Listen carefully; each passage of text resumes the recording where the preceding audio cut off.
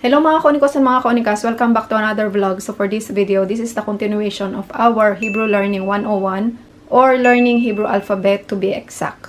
So kung kayo po ay nakasunod sa ating mga tutorials, so tayo po ay nasa pang 13th letter na ng kanilang Hebrew alphabet. And that is the letter Mem.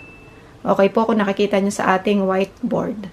And ito pong letter na to ay merong memsofit or yung suffix na tinatawag or kapag gagamitin nyo itong specific letter na ito sa dulo ng isang Hebrew word. Okay po? So, ang letter mem po, kung makikita nyo, ang printed form po niya is this one. Ito. And kapag isusulat nyo naman po ng pakamay, ito po siya. Para siyang inverted na letter N in English. Okay po? While this side, ito naman po yung memsofit. Memsofit, ito po yung kanyang printed form. Para siyang square. And then, yung kanyang cursive form is para siyang letter P na putol. Kung mapapansin nyo yung kanilang distinction. Now, ito pong sa ating left side, itong part na to, ito po yung special vowel system ng letter na mem. And ito po yung ma. This is me. Mi. Mo. Mu. Okay po? Now, makikita nyo po sa ating whiteboard ay lahat po ng mga examples na ipapaliwanag ko sa inyo one by one, maya-maya. And yan po yung mga questions in Hebrew na pwede natin gamitin on a daily basis or pwede rin po nating marinig sa ating mga amo na tinatanong nila araw-araw. So, let's start with the word me. Okay? So, me po in English is who. Or in Tagalog, sino. Okay po? Now, paano natin siya isusulat ng pakamay? Ganito po siya. So, katulad nga po ng sinabi ko, para siyang letter N na inverted. So, ganito po. Me. Ganyan. Okay? Me, who, sino. So, ang ating pong example is, flash ko na lang sa ating screen kasi nga po hindi kasya sa ating whiteboard. And ang ating po example dito is mi ata. So kapag hindi po kayo kilala ng isang tao, so basically ang tatanungin niya sa inyo is who are you? So ganun po siya. Mi ata. And yun po ay para sa isang lalaki. And by the way nga po pala, ang lahat po na examples na gagamitin ko within this tutorial ay para po sa isang lalaki para hindi po tayo malito. Okay? So ulitin ko po, mi ata is who are you in English or sino ka in Tagalog. Okay po. Next is the question, le mi. Le mi. Okay? Now, ang kanya pong English translation is to whom or para kanino. And ganito naman po natin siya isusulat ng pakamay. So, natatandaan niyo po ba kung paano isulat ang letter lamed? So, curve and then parang check sign.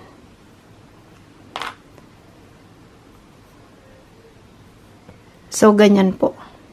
Le, mi. Le, mi. To whom, para kanino.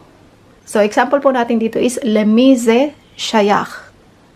So, ulitin ko po, le mi ze shayach. To whom it belongs. Or, para ito kanino. Okay po? Now, the third question is, ma. Ganun lang po siya, kaikli. Ma. Or in English, what? Ano in Tagalog. Okay po. Now, ganito po natin siya isusulat ng pakamay. And ulitin ko po, ang letter mem is para siyang N na inverted. So, ganyan po. Ma. What? Ano? Ma tarotse. Or in English, what do you want? Or in Tagalog, ano ang gusto mo? Okay po. Now, let's proceed with this one. And this is lama. Lama. Lama is why in English or bakit in Tagalog. So, ganito po natin siya isusulat ng pakamay. Lamed is katulad po na nasabi ko sa inyo para siyang check sign, curve, and then check sign.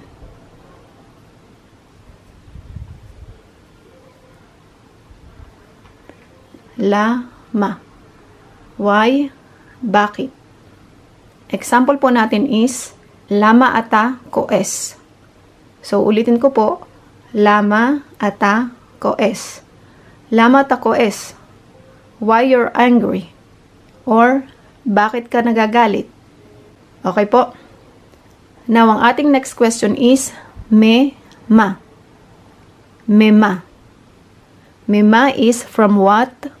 Or, mula sa ano?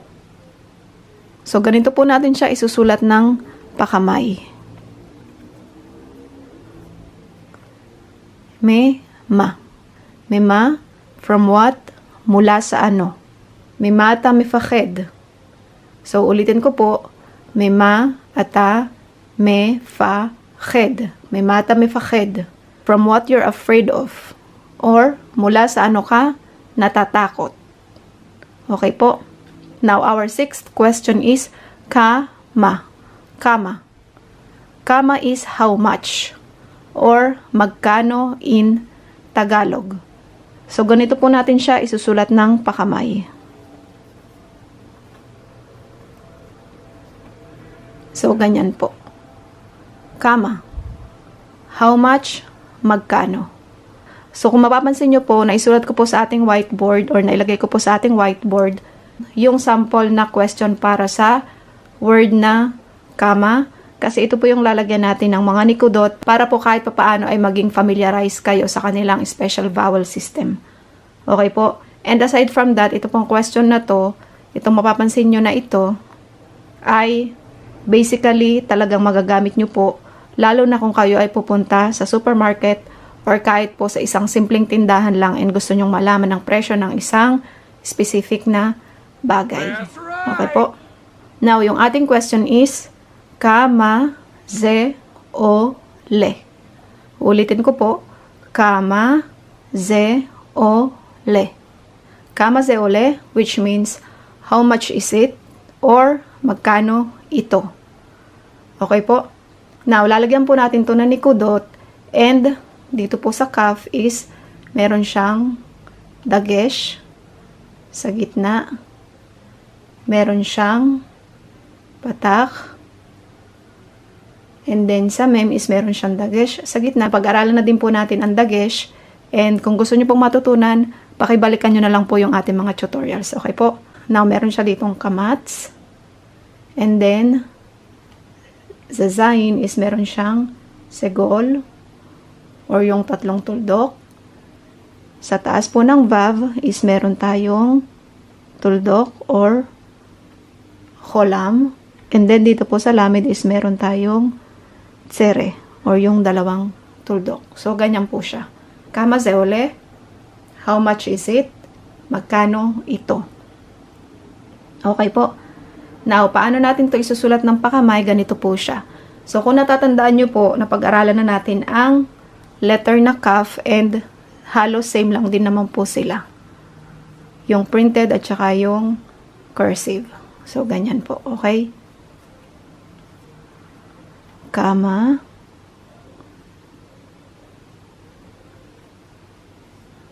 Ze.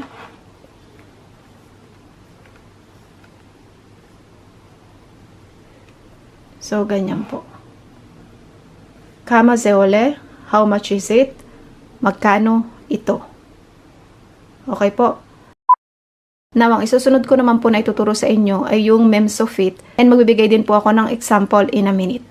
So, yan na po yung example natin para sa memsofit or yung suffix ng letter mem.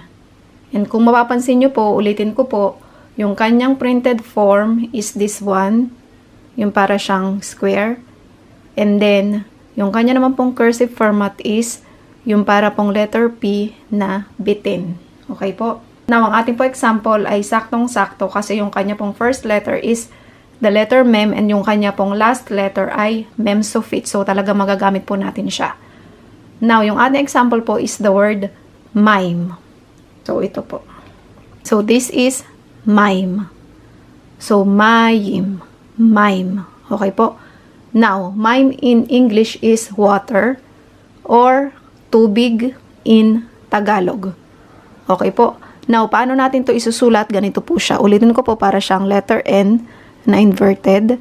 and then yud, tapos para siyang letter P na bitin. So, ganyan po natin siya isusulat. Mime. Water, tubig. Okay po? Ang example po natin dito is the same para po sa isang lalaki. Katulad nga po ng sinabi ko sa ating video or sa ating vlog na ang lahat po ng ating example na gagamitin is para po sa isang lalaki para hindi tayo malito. Now, ito po siya. Ani, ro, tse, mayim. Ulitin ko po. Ani, ro, tse, mayim.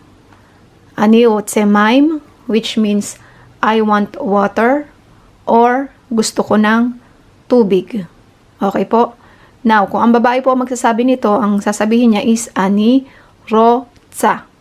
So, yun lang po yung difference. Kapag sa lalaki, ro, tse. Kapag sa babae, ro, tsa. Ro, tse, ro, tsa. Okay po? Now, paano natin siya isusulat ng pakamay? Ganito po.